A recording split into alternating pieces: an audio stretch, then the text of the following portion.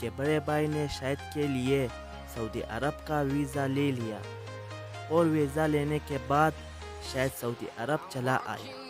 یہاں آنے کے بعد شاہد نے المدینہ ہائپر مارکیٹ میں as a operational manager health and duty کام شروع کر دیا، مگر 2 مہینوں تک یہاں کام کرنے کے بعد بھی شاہد کو یہاں اپنا فیوچر برائٹ نظر نہیں آ رہا تھا۔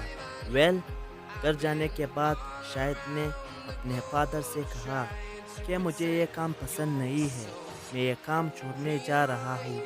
شاہد کی یہ بات سن کر اس کے فادر نے کہا کہ پاگل مت بنو، یہاں سعودی عرب میں کام کا ملنا بہت مشکل ہے اور چھوڑنا اتنا ہی آسان۔ تم بہت خوش قسمت ہو کہ تمہیں یہاں آتے ہی 2500 ریال ماہانہ مل رہے ہیں۔ میں نے 40 سال یہاں سعودی عرب میں کام کیا، اب جا کر میں اس مقام پر پہنچا ہوں کہ مجھے 1700 سے لے کر 1800 ریال تک مل رہے ہیں۔ مگر فادر کی اس نصیحت کا شاہد انور پر کوئی اثر نہیں ہوا، کیونکہ شاہد انور کے فادر کا مائنڈ سیٹ کچھ اور تھا اور شاہد کا کچھ اور۔ فادر کے سب باتیں سن لینے کے بعد شاہد نے جواب میں کہا کہ نہیں، مجھے یہ کام چھوڑنا ہے۔ شاہد کا یہ جواب سن کر فادر نے کہا اگر تم نے اس کام کو بھی چھوڑ دیا تو پھر تم میرے ساتھ میرے گھر میں نہیں رہو گے۔ مگر شاہد کہا ماننے والوں میں سے تھا۔ یہ سب کچھ ہو جانے کے بعد شاہد اپنے بڑے بھائی کے پاس چلا گیا اور اسی کے ساتھ اس کے گھر میں رہنے لگا۔ شاہد کے بڑے بھائی نے کہا کہ اب اس کام کو چھوڑ دینے کے بعد آگے تمہارا کون سا کام کرنے کا پلان ہے؟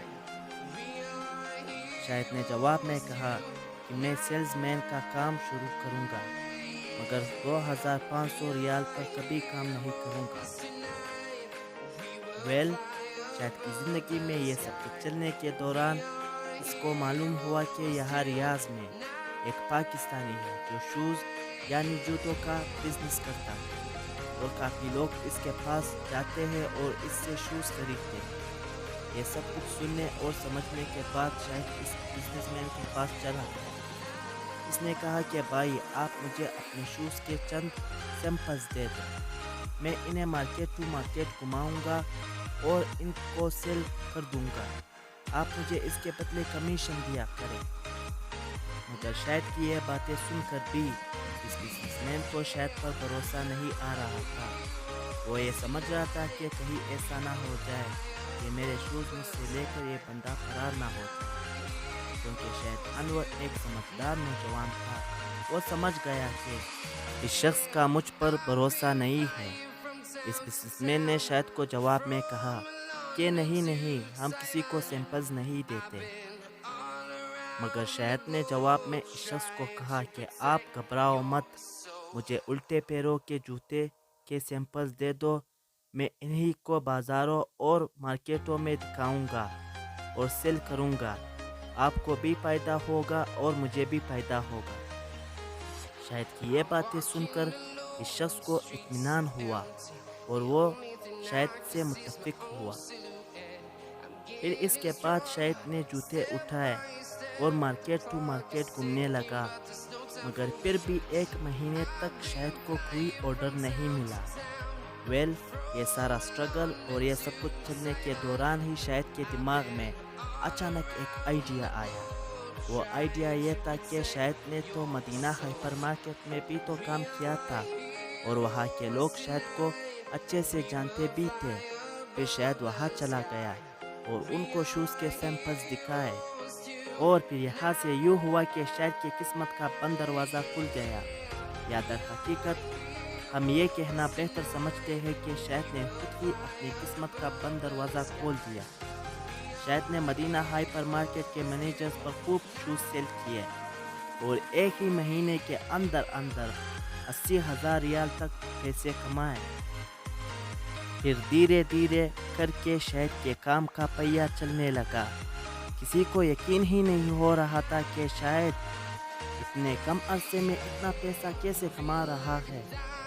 बचपन ही से शाहिद को चीज़ें बेचने का शौक था, जैसे किताबें, कबार और स्कूल पे बच्चों पर पापड़ और चॉकलेट वगैरह बेचा करता था।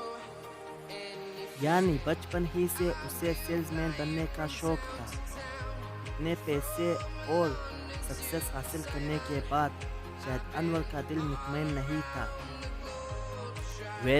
इसी दौरान शाहिद ने अपने बड़े भाई से कहा कि अब तो मेरा बैंक स्टेटमेंट भी अच्छा हो गया है, अब मैं अमेरिका जाना चाहता हूँ और अमेरिका वीज़ा के लिए अप्लाई करना चाहता हूँ।